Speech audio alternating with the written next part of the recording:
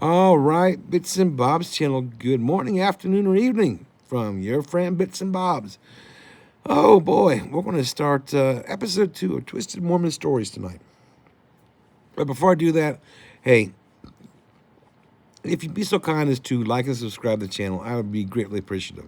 Not because I'm trying to monetize this, but it's just nice to see the counts go up, right? People come by and they look at this stuff, and you know, really, give me a thumbs up now and again if you're a subscriber. It means the world to me. And if you're a long-time subscriber, thank you very, very much for sticking around with me over the last year and a half. We've come a long way, haven't we? And we still stick together. That's cool. All right, so here we go. If you get your drinks, your food, you're comfortable, let's just start. So let me tell you about the time, early Mormon history. Actually, it's kind of part of the basic story, the beginnings. Let me tell you when Joseph Smith stumbled upon what he claimed were ancient golden plates in upstate New York, where they were living, out in the Palmyra, New York area, for those people that like to look things up on a map. But think this story, kind of think Indiana Jones, but if Indiana he never left his mommy's backyard, and the only booby traps that were ever found were self-inflicted.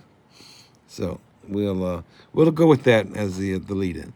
So the year starts. The year is 1823. Joseph Smith is a teenager, and he claims to have been visited by an angel Moroni. Now, Moroni's not your average angel. He doesn't have a harp or wings. Instead, he's here to see Joseph Smith and deliver a very, very specific message. And it's something like this. Hey, Joe, there's a set of golden plates buried on that hill over there. They contain the history of ancient America, written by people who look suspiciously like characters from the Bible. But wait, Joe, Joe, you can't go get it. You're not allowed to touch him yet. Not yet. But Joseph, he's intrigued, right? I mean, why wouldn't he be? Gold plates, ancient secrets. It's like the ultimate treasure hunt. And old Joe liked treasure digging. So, excuse me, he heads to the hill the next day. He digs around a bit, and lo and behold, there's a chest. But just as he's about ready to grab the plates, Moroni pops up again. And he wags his little heavenly finger.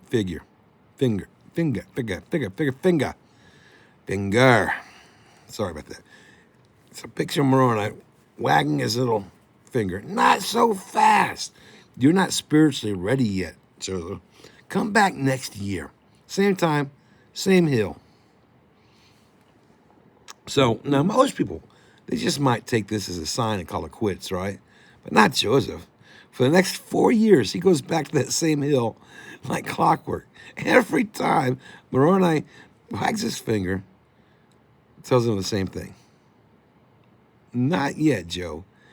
You're still not holy enough. Also, could you stop getting into fights and treasure scams? It's not a good look for you. Stop with treasure digging. So finally, in 1827, after what we can only assume was some serious character development, Moroni, he decides Joseph's ready. So Joseph triumphantly hauls the golden plates out of the ground. And here's the kicker. Immediately tells everyone they're too sacred for anyone else to see. Well, that's convenient, isn't it? Right? But wait, man, it gets better. According to Joseph, the plates are written in a very mysterious language called Reformed Egyptian. No one's ever heard of Reformed Egyptian before Joseph Smith, and no one's really heard of it after Joseph Smith. But lucky for lucky for Joseph, he's got a magic rock, right? Oh, I'm sorry, a seer stone that lets him translate the plates by staring into his hat, putting the rock in his hat, and he looks into it. Yep, I mean, I'm not joking that up at all. You heard it right. The man translated an entire book with a rock in a hat. So anyway, Joseph's wife, Emma, must have just thought him just crazy and a bit odd. But being a supportive spouse, she stuck around while he dictated the entire Book of Mormon to his scribe. And when people asked, "Hey, Joe, can we see these daggone plates of gold?" his answer was always the same. No. God says they're off limits. But trust me, man, they're totally real. Believe it or not, somehow this worked. Joseph even convinced a group of men to sign an affidavit saying that they saw the plates with their spiritual eyes. With their spiritual eyes. Literal